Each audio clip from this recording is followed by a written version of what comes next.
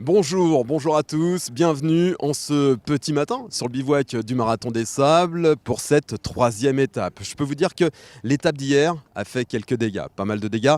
88 abandons, 119 depuis le départ de l'épreuve. Aujourd'hui, c'est une étape de 34,4 km qui attend les coureurs avec une barrière horaire fixée à 10h30. Justement, tiens, on va aller prendre un petit peu la température avec un coureur, non plutôt une coureuse, elle s'appelle Julie.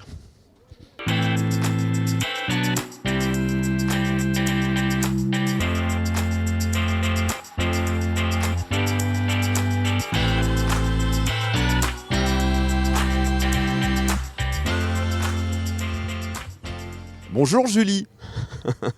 Bonjour, Alors tiens, on t'a pris un petit peu au hasard, au réveil on va dire. c'est ça exactement. Alors justement, comment s'est passée ta nuit pour toi? Pas très bien. J'ai des ampoules et elles se sont réveillées dans la nuit et j'ai pas très bien dormi. Pourtant t'étais allé les faire soigner, je suppose. Oui, tout à fait. Les podologues sont top. J'ai réussi à faire soigner mes ampoules et tout, mais les ampoules elles sont tellement grosses que là, la nuit était très dure, très longue. Je le disais en intro tout à l'heure, l'étape a été particulièrement difficile avec beaucoup d'abandon. Comment toi tu l'as vécu cette étape? Comme toutes les autres étapes, j'essaye d'aller doucement pour pas me cramer, parce que vu qu'il y a le 90 km encore à venir. Et donc j'y vais en marchant, doucement, j'essaie de boire beaucoup, régulièrement, et en m'arrosant énormément la tête. Et avec ça, ça passe, hein. Il faut pas par pas, hein. On fait 1 mètre par 1 mètre, et puis voilà, après on arrive jusqu'au bout, hein. Même si on met 8 heures, c'est pas grave. Ça sera donc la même stratégie pour aujourd'hui, pour cette étape 3? Encore plus lentement, même parce que les ampoules là, elles me font très mal. Donc là, je pense que je vais essayer d'aller plus lentement pour garder vraiment de l'énergie pour le 90 et pouvoir au 90 y aller tranquillement et puis profiter de tout ce qu'on voit. Merci Julie. Allez, on enchaîne immédiatement avec justement les images du départ. 4, 3, 2, 1, go! Bonne chance à vous tous.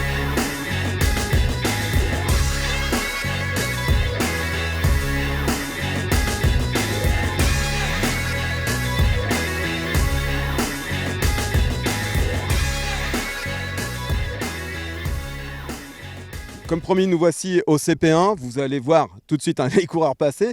Et en fait, le CP1, c'est un petit peu comme une barrière de péage pour les coureurs. C'est ici que sont enregistrés les temps de passage. Et ensuite, ils vont prendre l'eau. Mais pour en savoir plus, on va aller voir Valérie. C'est une bénévole qui est sur ce CP1.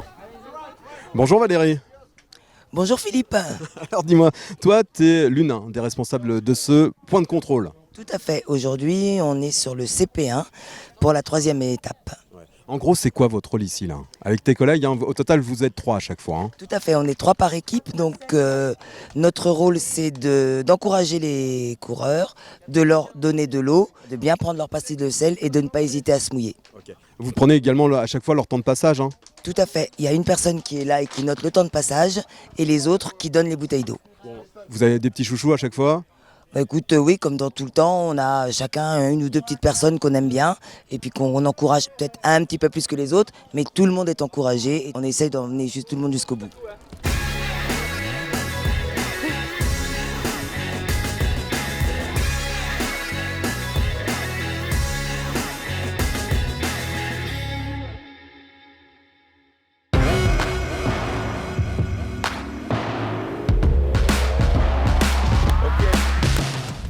Moi, je suis là depuis le tout premier Marathon des Sables et notre mission n'a jamais changé, quoi. C'est-à-dire qu'on apporte toujours aide et soutien à tous les concurrents, quels qu'ils soient. Avec un peu d'expérience, on arrive à voir un peu à leur physique et à leur psychologie si ils ont besoin d'aide ou pas. S'ils ont besoin d'aide, le médical est là, nos amis de trotteurs. Sinon, on passe au suivant, voilà, et on fait tout le parcours. On est 10, 12 commissaires de course, mais équipés médicalement. Ce qui nous permet vraiment d'être au cœur de l'action, au cœur des étapes et vraiment d'assurer une sécurité médicale au top.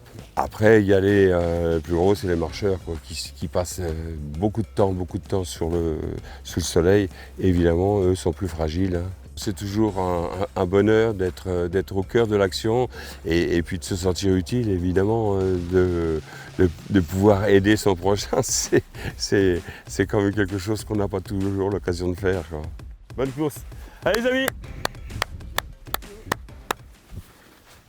L'abandon fait partie de la course, c'est l'aventure du MDS aussi. Une douleur pour le coureur, un déchirement pour l'organisation. Bravo à toi d'être arrivé jusque-là déjà. La chaleur, la difficulté, et c'est bien. Écoute, t'es là, t'as chauffé un peu, on t'a refroidi. Ouais, Hein. mais je vais pouvoir repartir là. Ah non. Ah, je suis éliminée là. Ah merde. Juste à côté, une demande d'aide 178. Dugu est en train de se diriger vers nous. On va lui demander de confirmer à nouveau. Marc, est-ce que tu Les peux charges confirmer émotionnelles, à nouveau que tu es bien ça fait mal. Hein. avec le 229. Mais bon. 229. Terminé. Tant mieux. Non. Ouais. Bon. Ouais, Ah. je te donnerai une nouvelle.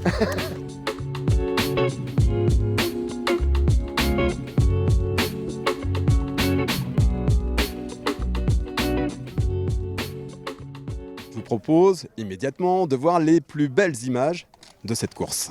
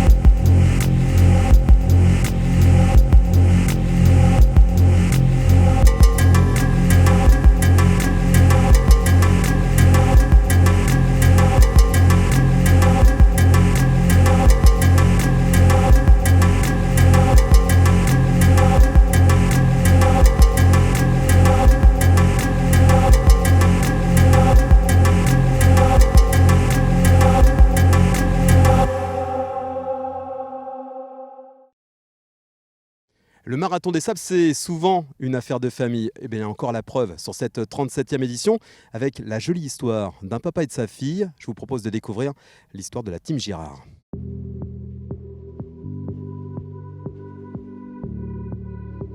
Je vous présente Lys, ma fille qui a 16 ans et donc c'est sa première participation au marathon des sables. Et moi du coup c'est mon papa, il s'appelle Grégory et il a déjà fait le marathon des sables en 2021 mais il n'avait pas pu finir et donc il revient cette année avec moi. J'ai écouté l'interview de Frédéric l'année dernière qu'il avait fait avec sa fille et je trouvais ça très intéressant, très émouvant. Et j'en ai parlé à Lys et voilà, elle était partante pour cette aventure, partager un moment ensemble dans le désert et vivre un petit peu cet exploit sportif. J'aime beaucoup l'aventure, tous les trucs un peu... Du coup là le concept il me plaisait beaucoup et ouais j'étais partante. Ouais.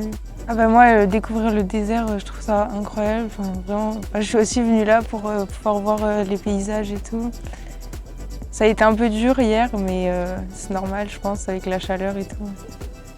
Ouais, c'est très particulier l'ambiance, cette organisation ce village là qui bouge tous les jours en fait, au milieu du désert, au milieu de nulle part. Nous on traverse des montagnes, des dunes, avec des paysages à couper le souffle quoi. C'est vraiment, ouais. C'est vrai qu'il faut un minimum de préparation et puis je pense de mental quand même pour affronter le désert, la chaleur. Mais après, moi je le conseille à tout le monde parce que c'est vrai que c'est une très très belle aventure. Ouais. Ouais, j'ai fait tout seul là, il y a 2 ans. Et alors c'est vrai que là, ça permet de... On se parle, voilà. Donc s'il y en a un qui a un petit coup de chaud, un petit coup de moins bien, bah, l'autre il est là, il le tire un peu, voilà. Donc non mais à deux c'est vrai que c'est plus intéressant. Je pense que c'est beaucoup mieux à deux et que ça permet de se motiver entre nous et tout. Tout seul, ça doit être super dur. Je pense que ça va créer des liens encore plus forts que ce qui était déjà et c'est super bien. Bah, il y a beaucoup d'émotions. De partager ça avec sa fille, déjà qu'on avait des liens qui étaient assez rapprochés. Et je pense que ça va continuer à renforcer, on va dire, cet amour familial.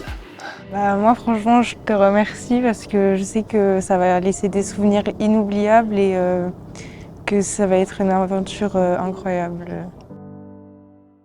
Comme prévu, nous voici sur ce bivouac numéro 3 dans un décor digne du film Seul sur Mars. Il n'y a pas que le paysage, il y a la chaleur aussi. Oui, la chaleur, effectivement, à 13h30, alors qu'il y avait encore à peu près un tiers des concurrents sur le parcours, il faisait un petit peu plus de 40 degrés et 7% d'hygrométrie, donc des conditions vraiment désertiques et qu'on n'avait pas rencontrées depuis un moment sur le Marathon des Sables. C'est ça. Bon, alors on passe tout de suite au classement homme. Ça donne quoi aujourd'hui? Les hommes, on a de nouveau assisté à une très belle bataille en tête avec les trois Marocains qui se sont tirés une nouvelle fois la bourre. Aujourd'hui, c'est Mohamed qui l'emporte devant Rachid, à plus de 3 minutes devant Rachid, c'est un bel écart. Et puis Aziz est juste collé à Rachid, ce qui fait qu'au classement général, c'est Mohamed qui passe en tête. C'est ça, c'est Fast and Furious côté classement homme. Chez les femmes, ça donne quoi? Eh bien écoute, Ragna de Batz a un petit peu temporisé aujourd'hui sur le premier tiers de l'étape. Et puis elle a accéléré ensuite et elle a laissé ses concurrentes une nouvelle fois bien loin derrière elle. Ce qui fait qu'au classement général, elle domine très largement. La Française Marilyn Nakache pour sa première expérience qui est en 2e position. Et Aziza El Amrani qui a déjà terminé 3e, qui est de nouveau 3e au général. Le gros morceau de ce marathon des sables, c'est l'étape longue. Ça débute demain. Ça va donner quoi là? Eh bien écoute, 90 km demain, c'est un gros score pour l'étape longue et beaucoup de sable sur cette étape. Ça va être assez difficile. Allez, on va croiser les doigts pour eux pour qu'il fasse un tout petit peu moins chaud. Merci Manu. En tous les cas, nous on se retrouve tout de suite.